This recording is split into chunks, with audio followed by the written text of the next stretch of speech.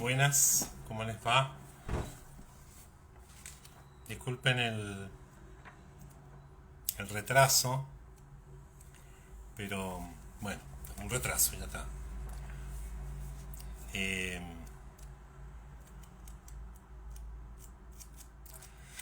voy a cerrar, antes de continuar, vamos a cerrar el texto de La mujer rota de Simone de Beauvoir, para que si usted lo encuentra y lo lee, pueda qué sé yo, leerlo y por ahí acordarse cuando lo lea de las cosas que fuimos comentando. Eh, y vamos a comentar un cuento de Simone de Beauvoir, perdón, de Clarice Lispector. Deme un segundo que termino de conectarme mentalmente. Tengo que encontrar la página 421, 869, 452, 56, 467. 467, 469. Obsesión. Bien, ahí está. ¿Qué tal, Elsa? ¿Cómo te va? Buenas tardes. Bueno, en principio la propuesta, lo que ocurre allí, con la propuesta que yo planteé para juntarnos durante este tiempo, bueno, el CEPRAN también ha propuesto que las clases continúen hasta el 18 de diciembre por allí. Eh, por ahí también sería bueno que ustedes pusiesen si desean continuar o que terminemos en noviembre. Lo pueden escribir o bueno, hacer saber de alguna manera. Beatriz, ¿qué tal? ¿Cómo te va? Bien. La novela de Simone de Beauvoir se enmarca dentro de un proyecto que contiene estos tres textos. El primero, La edad de la discreción; el segundo, El monólogo; y el tercer texto, La mujer rota. En los tres hay un hilo conductor. En el último de los textos, La mujer rota, Simone de Beauvoir, eh, decir esto siempre es un acto un poco que por ahí, si reviviera Simone de Beauvoir, preguntaría: ¿y usted por qué cree que dije eso? Simone de Beauvoir presenta una mujer que se llama llamar Monique, cuyo nombre no sabemos por ella, sino porque el marido lo dice una sola vez en el texto. El nombre de la mujer aparece una sola vez en el texto. En cambio, el de Maurice, el de las hijas, el del amante del marido, el de la amiga, la gente que rodea a la protagonista aparece muchas veces, pero el nombre de ella aparece solo una vez en el texto, en una novela corta. Y parece ser que no está destinado ese nombre a... ¿Qué tal, Norma? ¿Cómo estás? No está destinado ese nombre a una persona que está allí, sino a un evento, ¿no? La mujer aparece en primer plano, una mujer que sufre por la aventura que su marido está manteniendo con otra persona. Hay diversos momentos en ese texto, a partir del mes de diciembre. Si usted va leyendo, este es un diario de vida el que ella tiene, que en algún momento también duda de continuarlo escribiendo. Nidia, ¿qué tal? Eh, pero allí ella va comentando lo que le va pasando, sus enojos, su rabia, que no termina de manifestarse del todo contra su marido. Y de alguna manera ella va sintiendo que la van encerrando, digo, que hay un acuerdo entre el marido, las dos hijas, una hija está en Estados Unidos, y entonces ella termina haciendo un viaje a Estados Unidos con una expectativa bastante distinta a la que en realidad se produce, ¿no? Ella en principio viaja a Estados Unidos, a Nueva York, a ver a su hija y quiere preguntarle si ella sabía algo del romance del padre, eh, y, eh, eh, y cuál es la dificultad que tiene, porque en todo el texto lo que sabemos es que ella, la hija que vive en Estados Unidos, Justine, no es precisamente alguien que tenga buena relación con la protagonista como madre. Porque también es cierto que sutilmente Simone de Beauvoir desliza allí tres lugares muy diferentes para esta mujer. Uno, el de la madre, mucho más cercana a Colette, mucho más... No, quedó tildado, no se escucha. Dice vivo acá. ¿Me dicen si está tildado? No, no sabría cómo solucionarlo porque... veamos. Me avisan si no se escucha o se escucha bajo o quedó tildado. No, no sé cómo... Me aparece como conectado, no aparezco tildado, Ana María. Eh, entonces, hay tres lugares para esta mujer, ¿no? El lugar de madre, dos hijas, el lugar de esposa, gracias Beatriz, el lugar de esposa y también el tercer lugar que es la de mujer que padece por la... Aparece una leyenda que dice que tiene problemas, pero capaz que sea tu conexión, Ana María, a mí no me parece nada. Nada que me muestre que tengo una dificultad de conexión. Eh, no aparezco ni tildado. Entonces son tres lugares distintos los que convocan, los que confluyen en este personaje. La madre, la esposa y la mujer, ¿no? Y está bueno que por allí usted pueda diferenciar también esos tres lugares, esos tres personajes, esas tres formas, esos tres roles, porque las inquietudes que ella tiene en relación a cada uno de estos lugares es diferente. En relación a las hijas, es saber si ha sido o no ha sido una buena madre, si ha estado o no ha estado a la altura de la circunstancia, la ofende gravemente cuando... bien, Nidia, gracias. La ofende grandemente o se duele grandemente cuando el marido le dice que justamente por su característica de madre, controladora, estar siempre sobre las hijas, ese ha sido un motivo por el cual una de sus hijas se ha ido a vivir a Estados Unidos, se ha alejado de ella. Y entonces allí tenemos un rol en este mismo personaje que es ella. Luego tenemos a la esposa, ¿no?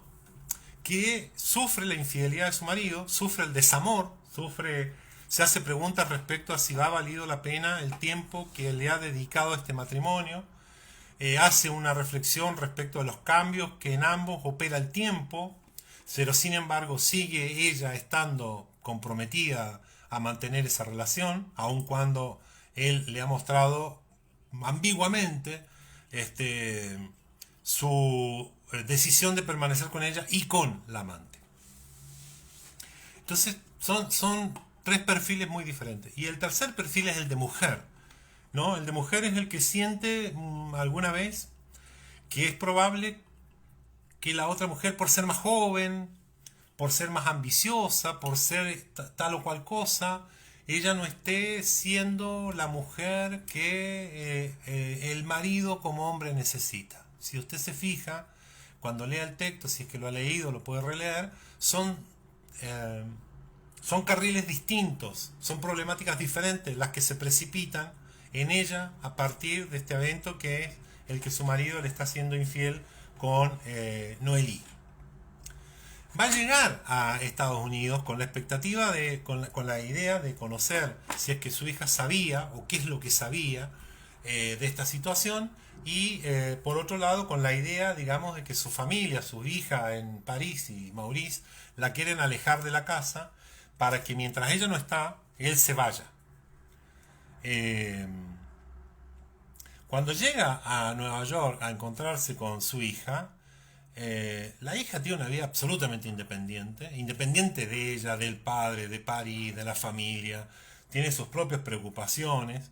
En algún momento ella desliza un juicio sobre su hija, dice que sí, que tiene relaciones pasajeras, que no se compromete, que es muy áspera para decir las cosas. Pero cuando le pregunta respecto al romance que el padre tiene, la hija se limita a decir que je ne sais pas, digamos, o sea, le diste mucha importancia, no te liberaste, no tiene una posición crítica respecto a su madre, por lo menos en el texto no está escrito, no hay una posición crítica respecto a la madre, no se mete para nada en el conflicto que tienen en este momento ella y su marido, Y si uno ve en lo que está escrito allí, hasta diría que la hija toma un papel más bien distante, tanto como mujer, y tal vez como mujer porque simplemente lo que le está ocurriendo a su madre como mujer, ella no lo percibe, no, eh, no le da importancia, es algo que podría haber ocurrido, que puede ocurrir y que frente a lo cual hay que rápidamente liberar espacio, para decirlo de alguna manera. Como sea, ese paso, esa ida a Nueva York, la devuelve a un París desolado. Desolado para ella porque Maurice ha decidido, ya se lo había comunicado anteriormente, lo peor es contar una novela porque evidentemente cuando usted la vea va a darse cuenta que hay un montón de otras cosas que yo no estoy comentando, por eso es importante que usted la lea. Maurice se ha ido del departamento. Ella da cuenta en este proceso de claridad y de oscuridades que todo esto la ha descompaginado, la ha desarticulado como ser humano, le ha tumbado de alguna manera algunas certezas que ella tenía como mujer, como esposa y como madre. Luego podemos decir que, bueno, si esa certeza no estaba lo suficientemente sólida, entonces no eran certezas, pero no me parece que emitamos un juicio tan rápido, porque ella está padeciendo algo, recordemos que se ha dedicado a la casa, al marido, etcétera, etcétera, le compraba la ropa, lo qué sé yo, una dedicación a tiempo completo, y entonces ella está sufriendo un desengaño brutal en su matrimonio, eso ha afectado su ser mujer, y ve de alguna manera que las certezas que tenía como madre también están debilitándose. ¿Está bien? Cuando vuelve a París, sabe, ella sabe que Mauricio ha ido, entra al departamento y entonces teme abrir la puerta del dormitorio, del estudio, lo que fuera, porque sabe que va a estar sola. Y entonces pareciera ser que el temor más grande que sentía ella desde el inicio de este relato es que la partida de Maurice, la rotura de ese matrimonio, la pusiera justamente en esta posición de soledad. Y pareciera ser que lo que no tolera, lo que no toleraría, es estar sola en ese departamento, no solo por los recuerdos que le trae o que alberga, sino porque no quería estar sola. Luego, si usted toma este dato y lo pone a jugar con el texto también de Simón, el monólogo, allí también hay una mujer sola, hay una mujer rota, sola, y nos describe de alguna manera lo que intenta describir Simón de Beauvoir. No son tanto procesos psíquicos o psicológicos como los cuentos que escribe Lispector, que son un esclarecimiento interno, tanto de ella como autora como en sus personajes. Parece que el interés que tiene Simón de Beauvoir no es mostrarnos en dónde se produce esa rotura a nivel de la vida interna, subjetiva, mental de esos personajes, sino nos muestra personas, particularmente mujeres, en una situación de desamparo, ¿está bien? De vulnerabilidad total, provocada por la rotura de un vínculo amoroso, sexo, afectivo, de hijos, etcétera, etcétera, etcétera. Bien. Entonces, en el texto de Simón de Beauvoir, ¿por qué acepta? Porque está desesperada, Elba. Los desesperados aceptan cualquier cosa. Está aceptando algo porque está desesperada, porque considera que si ella acepta, efectivamente podrá salvar lo que haya de salvable en ese matrimonio, en esa relación, que también pareciera ser es poco salvable. ¿Está bien? Uno acepta a veces situaciones porque la otra posibilidad, la posibilidad que se abre si no acepto eso, esas condiciones, me ponen en una situación de desamparo brutal. Y es lo que ella vive cuando vuelve de Nueva York. Lo que vive es una situación de desamparo total. ¿Está bien? Para la cual ella no estaba preparada. Y no quería prepararse. Y no es que no lo quería hacer en ese momento en el cual Maurice le dice que está con Noélie, sino que sabemos no lo quiso hacer antes cuando tuvo oportunidad en su momento de trabajar. No lo quiso hacer allí. Y es una de las cosas que le dice su hija en Nueva York, ¿no? Cuando pudiste no lo hiciste, no te independizaste, no te volviste una persona autónoma. ¿Qué es lo que está viviendo su hija en Nueva York? Ella, la hija es una mujer autónoma, independiente, que tiene una concepción de las relaciones humanas o de las relaciones amorosas pragmática. Es algo así como, no va a durar, entonces, ¿para qué nos vamos a preocupar de algo que no dura? Y versus la hija que vive en París, que es Colette, con la cual ella tiene una relación más cercana y que vive con un señor, con un muchacho, con una pareja, con la cual la madre, ella, considera que él le ha quitado a Colette la probabilidad, la posibilidad de desarrollarse y crecer tanto profesionalmente como humanamente.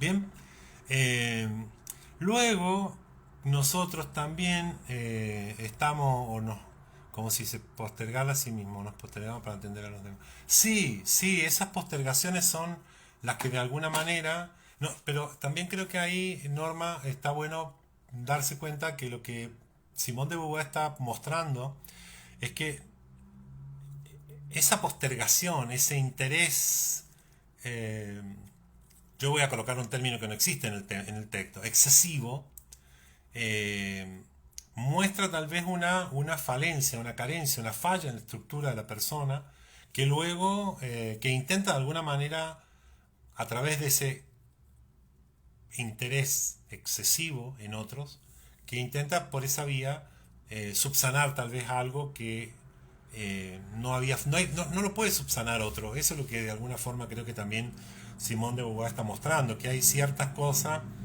que no dependen del amor de otro, que no dependen de la atención de otro, que no dependen de la cercanía de otro. Una de esas cosas es la soledad, el habitar, el habitarse a sí mismo. No hay que olvidar que Simone de Beauvoir es una autora cercana al existencialismo francés, sartriano si se quiere.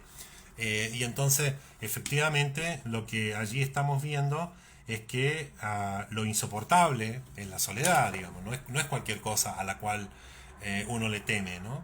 Pero a la vez, para poder sostenerse en esa soledad, es necesario algún proceso interno de soporte, alguna cosa que no depende de otro, ¿no? No depende del cariño que te tengan tus hijos, no depende del amor que te tengan tus hijos, no depende de tus nietos, no depende de otro. Tenemos que lograr resolver algo, eso pareciera ser que lo que está mostrando la autora, tenemos que lograr resolver algo a nuestra cuenta, como sea, ¿no? Como sea. Y y es ahí donde Clarice Lispector nos presta, si se quiere, nos presta su... Es ahí donde tenemos a Clarice Lispector. Es ahí donde tenemos a Clarice Lispector. Clarice Lispector escribe de alguna manera para salvar su vida.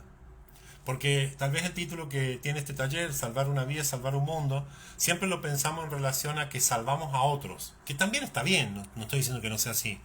Digo que me parece interesante pensar en aquellas cosas que nos salvan, por las cuales nosotros nos salvamos a nosotros mismos. Y no estoy hablando de egoísmo, estoy hablando de, en este caso, la autora Simone de Beauvoir nos está mostrando a alguien que no puede salvarse a sí misma de ese momento de soledad en el cual se va a ver enfrentada a todos sus miedos y a toda su experiencia más íntima. Clarice Lispector, por otro lado, dibuja un escenario en el cual cada uno de nosotros, empezando por ella, se salva a sí misma ella se salva a sí misma por medio de la escritura. Y luego sus personajes, algunos de ellos, sin entrar en una discusión moral, no entran, no están planteados, y eso me parece interesante en Clarice Lispector, no está planteando un mundo moral en el cual yo sé a priori qué es bueno y qué es malo, sino de acontecimientos, de cosas que suceden en la vida, ¿no? Y tal vez esa sea una manera de pensar la salvación de nuestras propias vidas.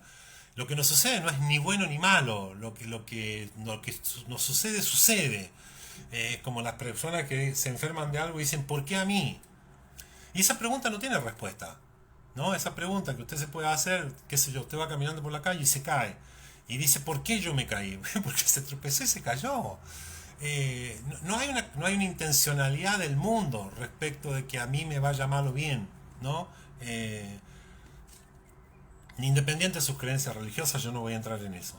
Digo, no hay una intencionalidad en el mundo. Cuando alguien se pregunta por qué me ocurre esto a mí, la contrapregunta es ¿y por qué no tendría que ocurrirte? Si estás vivo, te puede ocurrir cualquier cosa estando vivo, ¿no? Entonces, de alguna manera, lo que el inspector hace es correrse de ese lugar en el cual todos nos preguntamos alguna vez ¿por qué a mí? ¿Y por qué no? Porque parece ser que cuando nos preguntamos por qué a mí, estamos diciendo indirectamente, le podría haber tocado al otro, ¿por qué no le tocó al otro? ¿Por qué yo? ¿Por qué no al vecino que está tan bien y mejor que yo? Parece ser que de alguna forma esperamos, o creemos, o deseamos, o añoramos, o soñamos, o deseamos que aquellas cosas que nos ocurren, que no consideramos buenas, las pudiésemos correr y que le pasen a otro. Bueno, no hay una razón por la cual nos ocurren las cosas. No la hay. Qué sé yo, si hay una lluvia de meteoritos y usted va caminando por la General Paz y le cae una piedrita se le clava en la frente, y usted pierde el conocimiento, no vamos a decir que se muere para no ser tan trágico. Usted pierde el conocimiento y dice, pero ¿por qué a mí? Y bueno, porque estaban cayendo piedritas del cielo y había al menos una probabilidad de que me cayera una a mí. No, no es alguien que dirige las acciones para que me vaya mal o bien. Y entonces el inspector nos presta de alguna manera esa percepción que tiene del mundo para decir las cosas ocurren. Aun cuando ella, desde su estancia en Recife y después en Río de Janeiro, es una persona supersticiosa, etcétera, ¿no? Pero nos presta de alguna manera esa idea de que las cosas en el mundo ocurren, ¿no? No es por qué me ocurren a mí, ocurren, ¿no? Salvo las que son intencionales de otro, intencionales de parte de otro ser humano. Pero me parece que lo que el inspector está mostrando es que no hay intencionalidad en el universo, de alguna manera, ¿no? Los acontecimientos ocurren y esos acontecimientos a priori no son ni buenos ni malos. Luego uno juzga desde las consecuencias que tuvo eso para uno o desde cómo lo vivió, dice si está bien o está mal, ¿no? Si nosotros vemos la escena de la mujer rota, diríamos, está mal que le pase.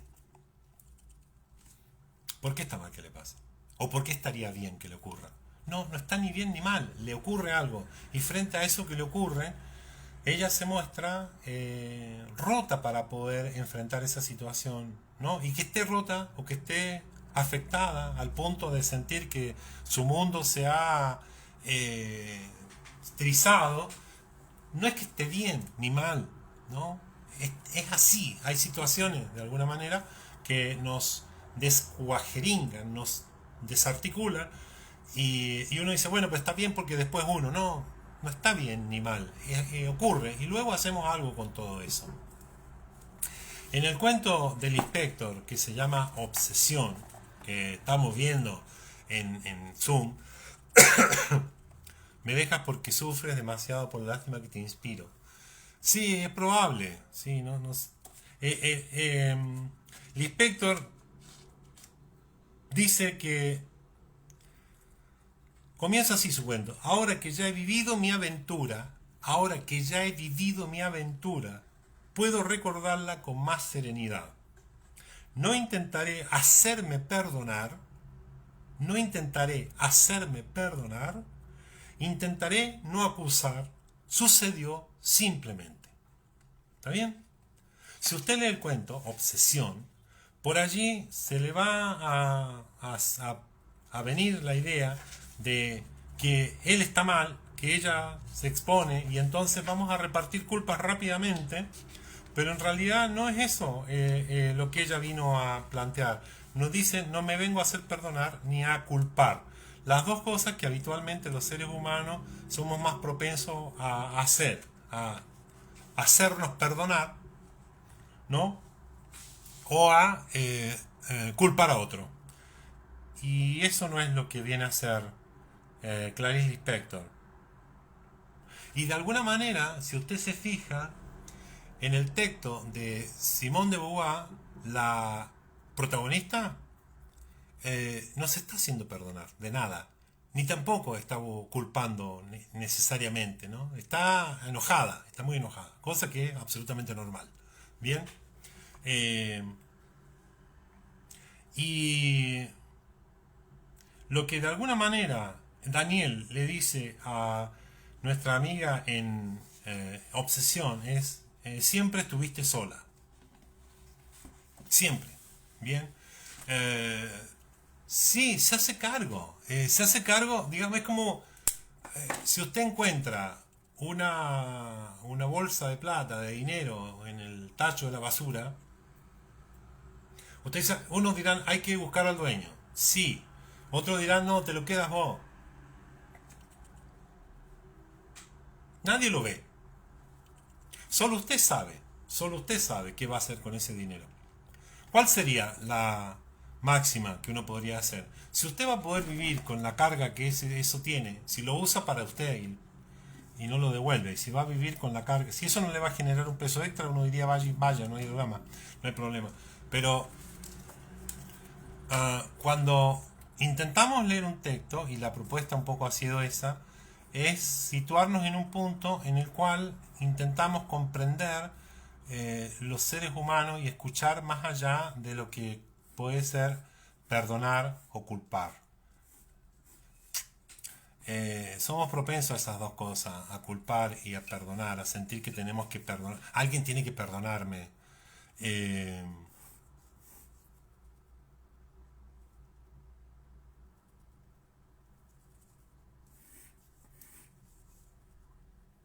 ¿Por qué? En principio. ¿Por qué?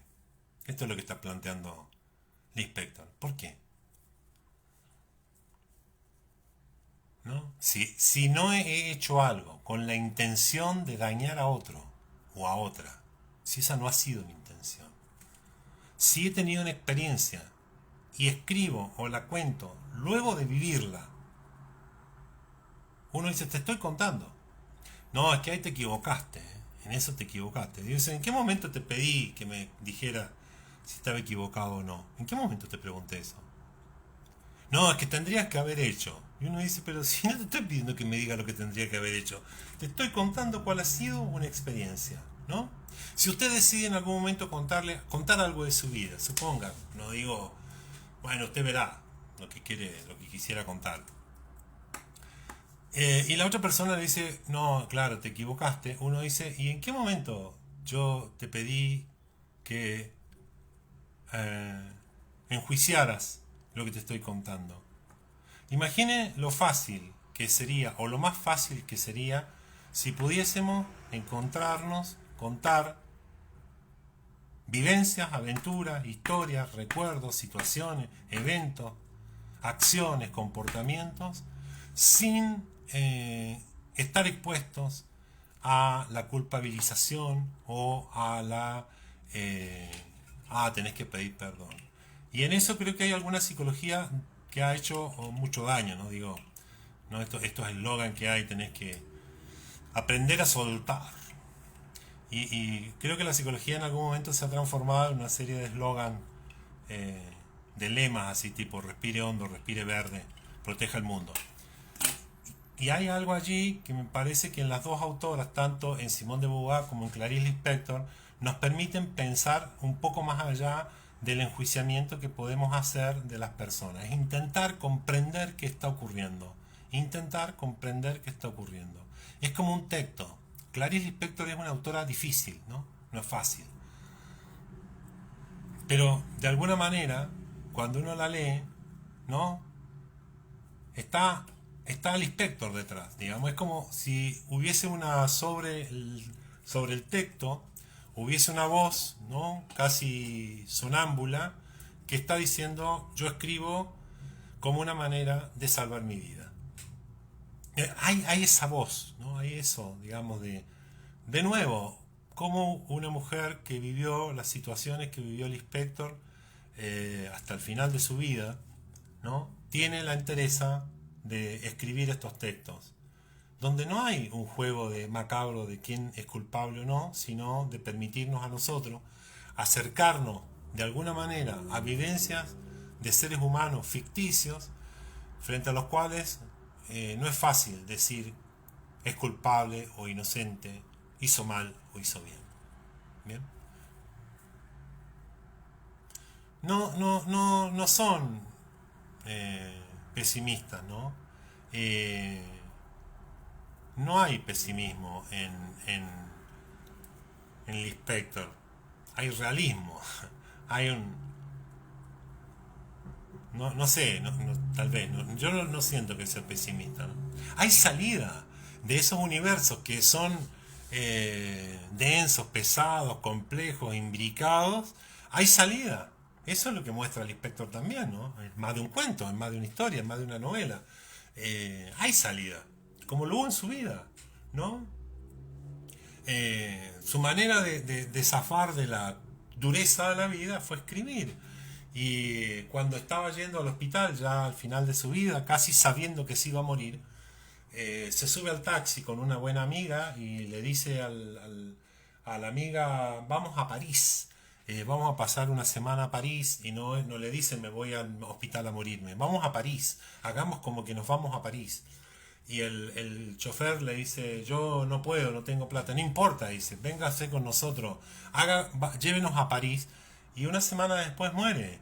Digo, la manera que tiene de poder transitar de alguna manera eh, lo rústico que tiene la existencia es construyendo mundos ficticios, ¿no? Mundos literarios que son, eh, sí, que tiene salida. Eso es lo que me parece interesante. En Simón de Beauvoir no hay salida.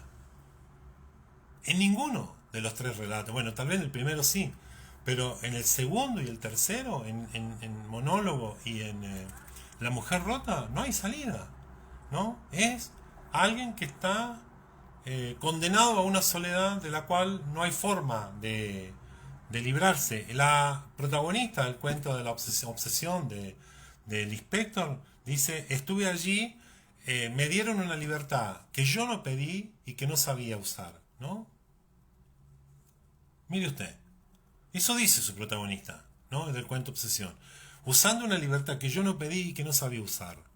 ¿Cuándo aprendimos a usar la libertad? ¿En qué momento tomamos clase para usar nuestra libertad? Porque la libertad es eso, no es detenerte.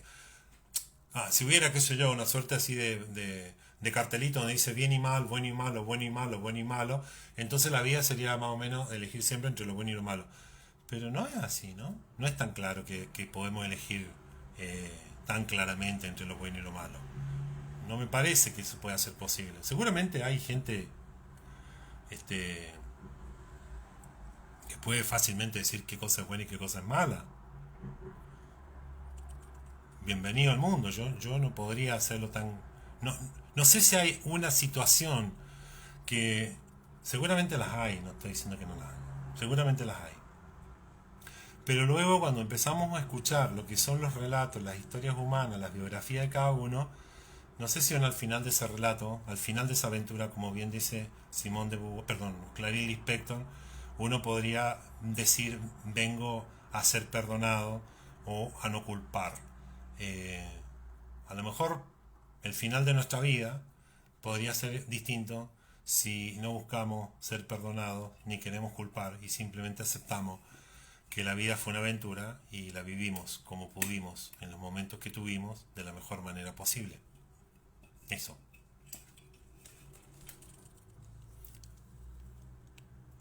Y el aprendizaje de lograr perdonarse a sí mismo, algo que a nuestra generación nunca se le mencionó.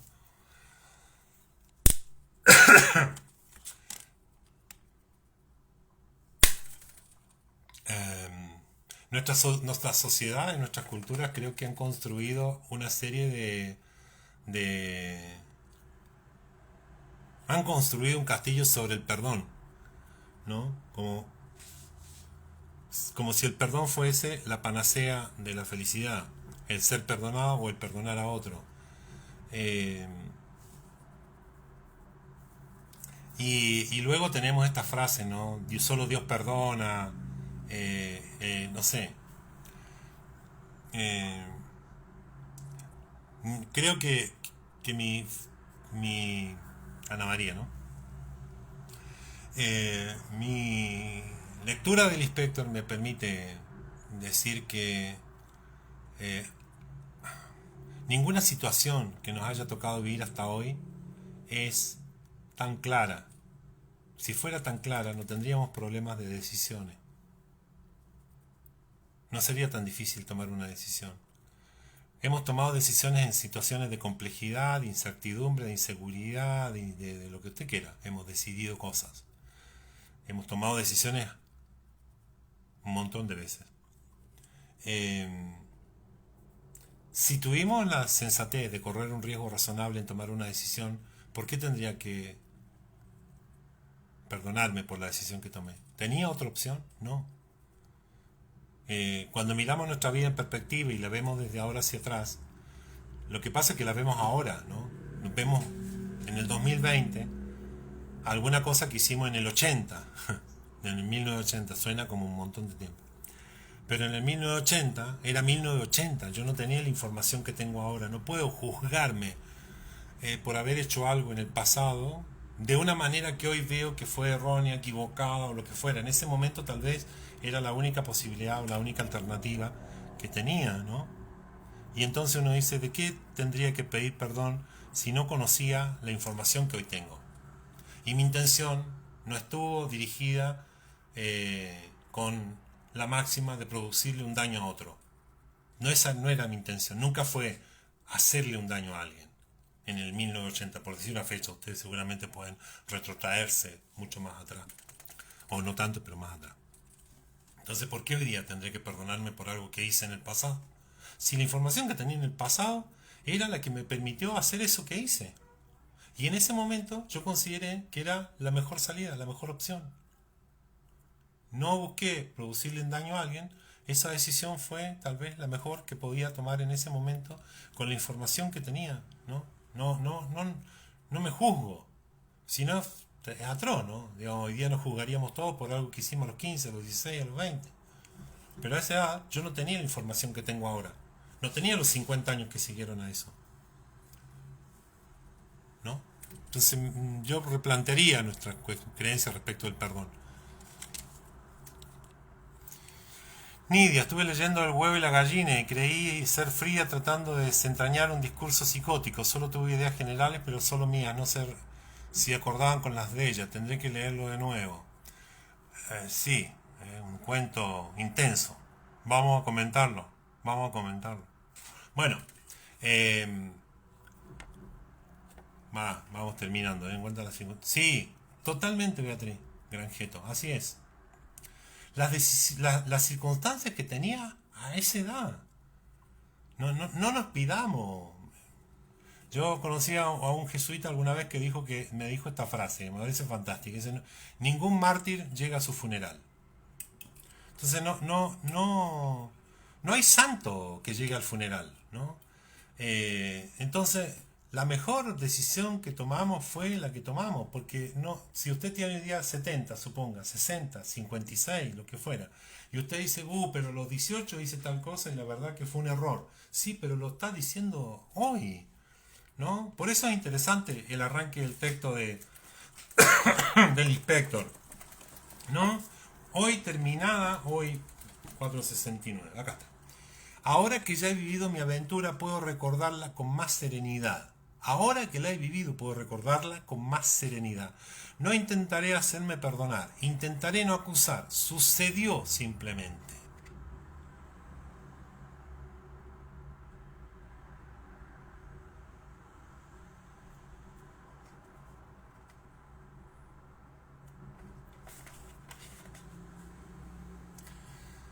Sin nada que hacer, arrojada repentinamente hacia una libertad que no había pedido ni sabía utilizar.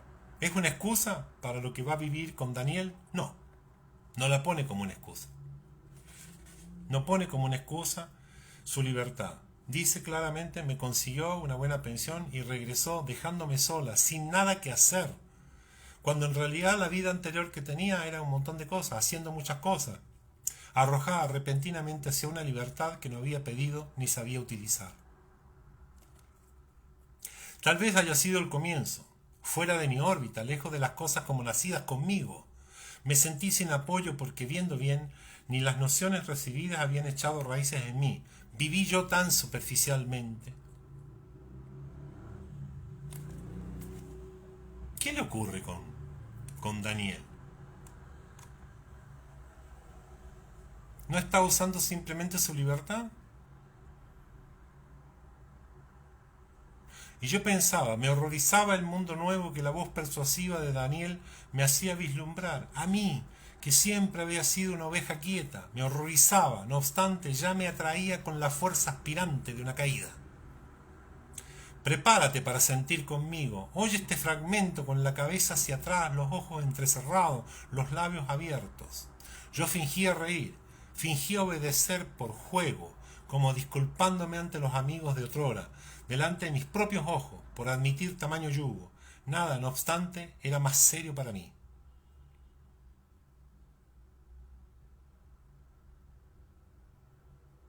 Confiaba en que antes de mi partida Daniel me quisiera. Sin embargo, la noticia de que mi mamá estaba enferma me vino a llamar a Río antes de ese día. Yo debía partir. Ciertamente, le dice Daniel, tú volverás.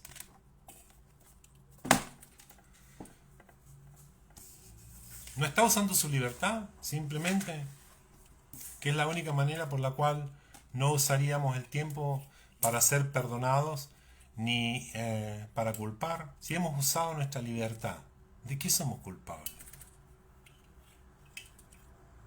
Si hemos usado nuestra libertad y no hemos producido ni buscado el daño a otros.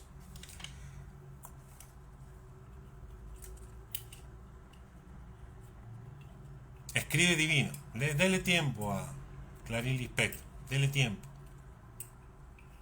Es una mujer que rozó ciertos límites y nos muestra un abismo al cual difícilmente nos asomamos de otra manera. Bueno, espero que tenga una linda tarde, que lo disfrute. Son las 5:30. Que lo pase muy bien. La idea es continuar durante noviembre y hay una propuesta del CEPRAM para continuar hasta el 18 de diciembre. Vaya pensando y la semana que viene recibimos opiniones para ver si continuamos hasta diciembre o cortamos y finalizamos en noviembre. Espero que tenga una buena tarde, que lo disfrute, que encuentre los textos, que lea, y si no lee Lispector ni lee Simone de Beauvoir, que cualquier otro texto, cualquier otra literatura que llegue a sus manos le pueda ayudar a tal vez una buena literatura en la que nos ayuda a no sentirnos culpables, a no andar pidiendo perdón todo el tiempo y a no culpabilizar a otros o a uno por aquellas cosas que en determinado momento hicimos. Ojalá que la literatura nos permita esas cosas. Y si no, busquemos lo que nos ayude. Ha sido un verdadero placer. Que tenga una muy buena tarde. Que lo disfrute. Nos vemos el próximo jueves por este mismo canal del WhatsApp, del Facebook, del CEPRAM. Nos vemos.